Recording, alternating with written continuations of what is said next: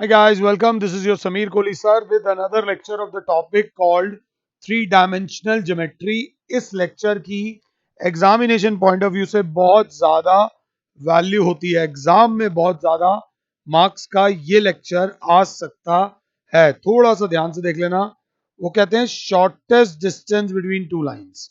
Two lines के बीच में जाने से पहले मैं आपको बता दूं, या तो दो लाइंस पैरेलल होंगी, ये L1 और ये L2। क्लास बोलेगी ये हो जाएगा R vector is equals to R1 vector plus lambda M vector, R vector is equals to R2 vector plus mu times M vector. अगर दो लाइंस पैरेलल हैं तो उनके पैरेलल वेक्टर सेम होंगे। अब एक होती हैं स्क्यू लाइंस। स्क्यू लाइंस जो मेन होती हैं, which are not parallel and do not intersect. ना तो पैरेलल होती हैं और ना ही इंटरसेक्ट करती हैं। ये 3D है बच्चे, ये 3D ऐसे करके कोई दो लाइंस, ये कलर का थोड़ा सा वो आ रहा होगा, दिख रहा है ना मार्कर, अलग अलग तरीके का ऐसे जा रही है, जो कि आपस में पैरेलल भी नहीं है और अलग अलग प्लेन्स पे होती हैं। उनकी इक्वेशन होती है r vector is equal to R1 vector plus lambda M1 vector, और दूसरी होती है R vector is equals to R2 vector plus mu times M2 vector. इनका R1 R2 भी अलग होता है और इनका M1 M2 भी अलग होता है। और दो लाइंस होती हैं जो परपेंडिकुलर होती हैं। जो परपेंडिकुलर लाइंस होंगी तो उन दोनों में तो डायरेक्टली आ जाता है एंगल बिटवीन दो। ऐसे केस में अगर वो इंटरसेक्टिंग है तो शॉर्टेस्ट डिस्टेंस जीरो आ जाता है। बट पता चल जाएगा कि लाइंस के बीच का शॉर्टेस्ट डिस्टेंस क्या है।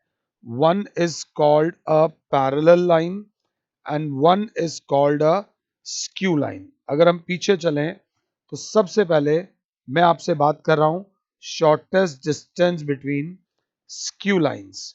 अगर shortest distance between skew lines की बात हो रही है तो पहली लाइन होती है R vector is equals to R1 vector plus lambda M1 vector, R vector is equals to R2 vector plus mu times M2 vector.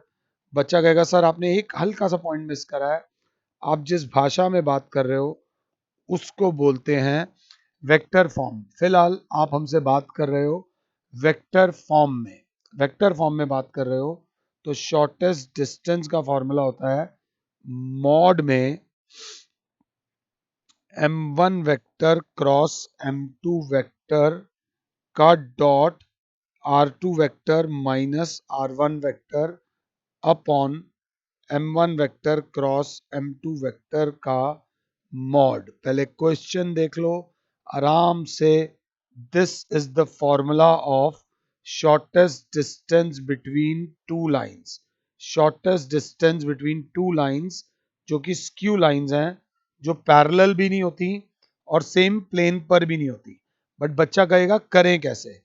तो इसमें स्टेप वन होता है write down R1 vector, R2 vector, M1 vector, M2 vector respectively. पहले चारों vectors की value लिख देना। Step to में आप करो R2 vector minus R1 vector निकाल के रख देना, जो हमें बाद में काम आएगा। स्टेप थ्री में आप निकालो M1 vector cross M2 vector, और स्टेप 4 में M1 क्रॉस M2 निकाल दिया ना। स्टेप 4 में M1 क्रॉस M2 का मॉड निकालो। M1 क्रॉस M2 का मॉड निकाल दो। और स्टेप 5 में आप सीधा सीधा पुट वैल्यूज, जो आपने वैल्यूज लाए हो, ये वाली, ये वाली, ये वाली, वो यहाँ फॉर्मूला में पुट कर दो। आपका distance between two skew lines आ जाएगा। आराम से करना, कोई हाय तौबा नहीं है। पहले ये फॉर्मूला लिख लो, दो बार लिख लो और दीवार पे चिपका लो। मैं आपको बता रहा हूं, कई दिल्ली में तो नहीं, ऑल ओवर इंडिया में कई लोग स्ट्रेट लाइंस में कुछ नहीं कराते, सिर्फ शॉर्टेस्ट डिस्टेंस करा देते हैं। बच्चा शॉर्टेस्ट डिस्टेंस रट के भी चला जाता है और शॉर्टेस्ट डिस्टेंस ही एग्जाम में आता है। ये इतना इंपॉर्टेंट है कि यही आएगा। इसके अलावा शॉर्टेस्ट डिस्टेंस के अलावा कुछ आता ही नहीं है, इस चीज को ध्यान दे लेना।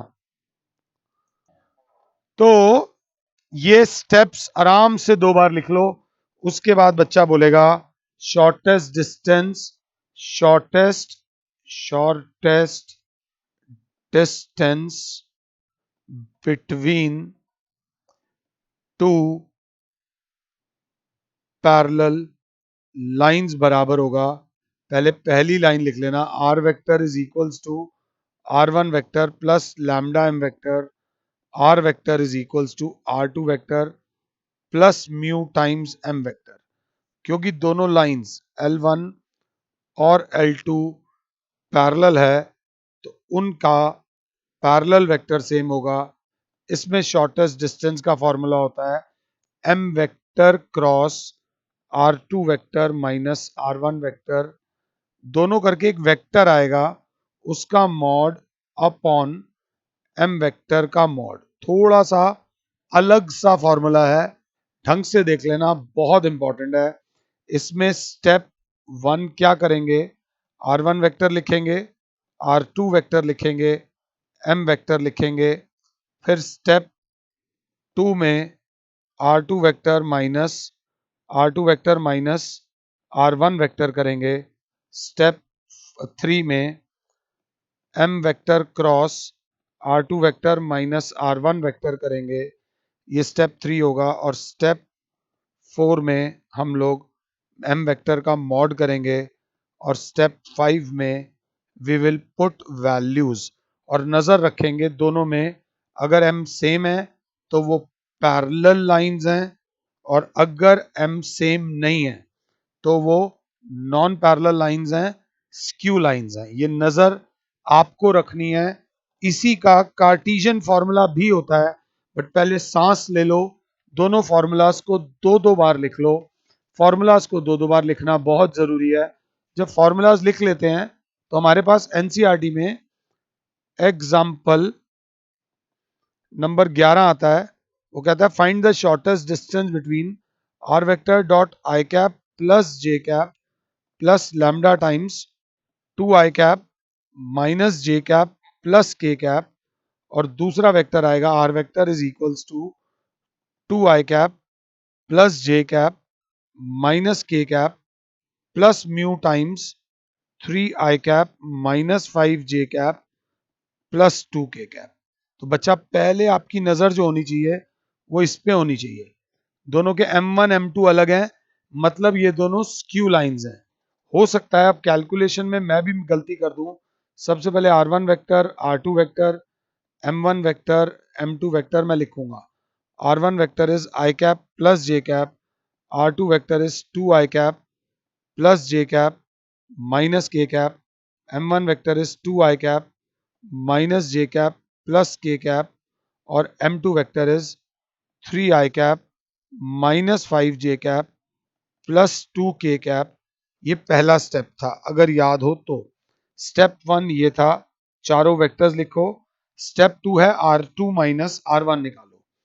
R2 vector minus R1 vector निकालूंगा कैसे, 2i में से आई जाएगा तो आई कैप, जे में से जे जाएगा तो कुछ नहीं बचेगा, और माइनस के कैप। ये आया मेरा R2 माइनस R1। हो सकता है कोई गलती हो जाए, थोड़ा ध्यान दे लेना।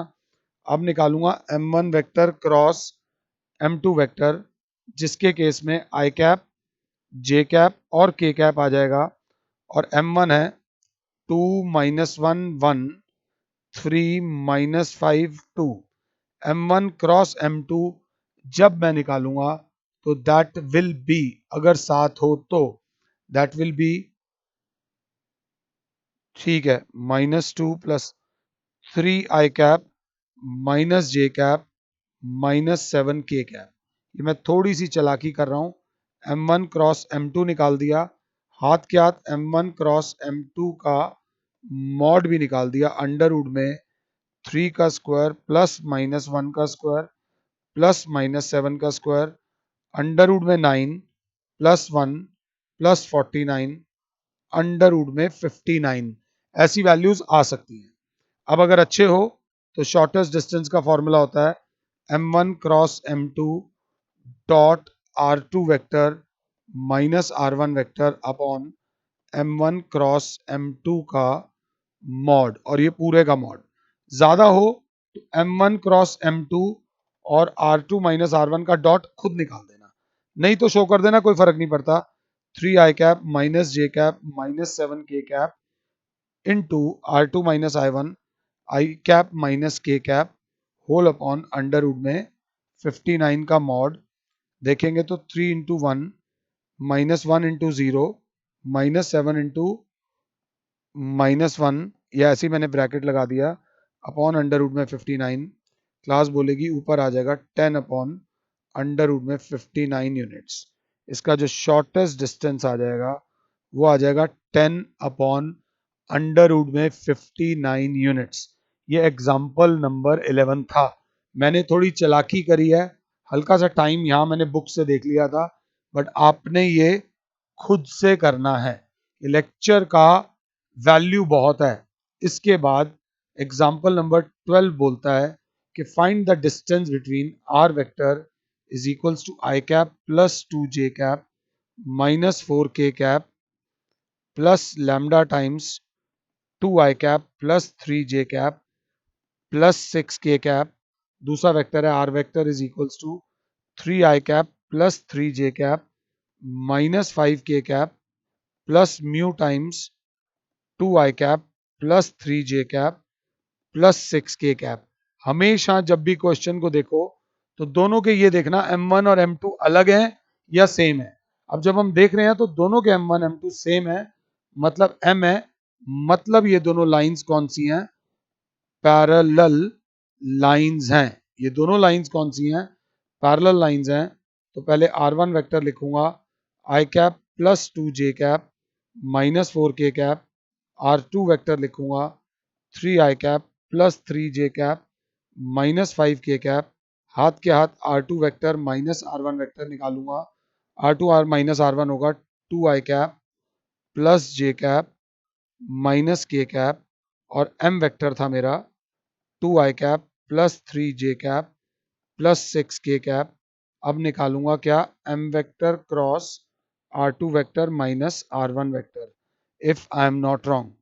तो that will be i cap j cap k cap 2 3 6 2 1 -1। जब इन दोनों का क्रॉस प्रोडक्ट करूंगा तो आएगा -3 -6 -9 i cap plus 14 J cap minus 4k cap आएगा वेक्टर, ये क्रॉस प्रोडक्ट। और मॉड ऑफ m करूंगा तो वो अंडर रूट में है मॉड ऑफ m 2 का स्क्वायर प्लस 3 का स्क्वायर प्लस 6 का square, that is under root में 49, जो आ जाएगा 7। तो शॉर्टेस्ट डिस्टेंस जो है वो है m vector cross R2 vector minus R1 vector upon m vector का मॉड, सारे का मॉड, मतलब -9 i cap plus 14 J cap minus 4k cap का मॉड अपॉन 7, और इसका मॉड होगा अंडर रूट में -9 का स्क्वायर प्लस 14 का स्क्वायर प्लस -4 का whole square upon 7, that is under root में 293 अपॉन 7 यूनिट्स। ये इसका आ जाएगा शॉर्टेस्ट डिस्टेंस। थोड़ा सा ध्यान से देखना, लेक्चर अभी खत्म नहीं हुआ है। लेक्चर में अभी एक बहुत इंपॉर्टेंट चीज बाकी है जो मैं यूज ही नहीं करूंगा। मैं करने वाला हूं Cartesian form of shortest distance. ये आप अपने आप से करोगे। एक लाइन दे रखी है x minus x1 upon a1 is equals to y minus y1 upon b1 is equals to z minus z1 upon c1, और एक लाइन दे रखी है x minus x2 upon a2 is equals to y minus y2 upon b2 is equals to z minus z2 upon c2। तो इनके बीच का जो शॉर्टेस्ट डिस्टेंस का कार्टेशियन फॉर्मूला है वो determinant absolute value of x2 minus x1 y2 minus y1 z2 minus z1 a1 b1 c1 और a2 b2 c2 की डिटर्मिनेंट वैल्यू एक्सपैंड करो अपॉन नीचे b1 c2 minus b2 c1 का whole square plus C1 A2 minus A2 C1 का whole square plus A1 B2 minus A2 B1 का whole square का mod, पूरे का ये एब्सोल्यूट वैल्यू है। ये होगा शॉर्टेस्ट डिस्टेंस। मैं कभी यूज नहीं करता, मैं कभी यूज नहीं करता, थोड़ा सा बस ध्यान दे लेना। Shortest distance Cartesian form of वो भी दे रखी है स्क्यू लाइंस। ये फॉर्मूला दे रहा हूं, अगर मेरे को स्क्यू लाइंस के बीच का शॉर्टेस्ट डिस्टेंस निकालना भी होगा, अगर निकालना भी होगा तो भी मैं स्क्यू लाइंस वो कार्टेशियन फॉर्म को वेक्टर फॉर्म में कन्वर्ट करूंगा और ये वाला फॉर्मूला लगाऊंगा। मैं हर बार ये वाला फॉर्मूला लगाऊंगा। ये करने के बाद अब मैं आपको एनसीईआरटी का क्वेश्चन नंबर 14, 15, 16, 17 ये 4 होमवर्क दे रहा हूं। इसमें कुछ नहीं करना, सिर्फ आपको वैल्यूज पुट करनी है और एक्सरसाइज आपके सामने होगी। कार्टेशियन वाली को भी वेक्टर फॉर्म में करके कर लेना, आपका आंसर आ जाएगा। उसके बाद जब ये हो जाता है, अब जो बोल रहा हूं इस बात को सुनना, बहुत बहुत ध्यान से सुनना जो मैं आपको बताना चाहता हूं। मैं चाहता हूं कि मेरे चाहने से वैसे कुछ होता नहीं है, मिसलिनियस का जो मैंने 4 क्वेश्चन अभी होमवर्क दिए हैं, ये करने के बाद आप लोग मिसलिनियस का first, second, third, fourth try कर लेना, fifth, sixth, 10th, 11th, 12th और 20 ये सारे क्वेश्चंस आप मिसलिनियस के ट्राई करना, नहीं तो मैं आपके साथ ट्राई करूंगा। तब हमारा 3D में ना लाइंस खत्म हो जाएगा, फिर हम 3D में स्टार्ट करेंगे प्लेन तसल्ली से। तो आई होप जो मैं आपको कह रहा हूं वो आपको समझ आया है। फिलहाल के लिए और Sameer sir is saying you goodbye. ये लेक्चर छोटा था बट दमदार था। Thank you.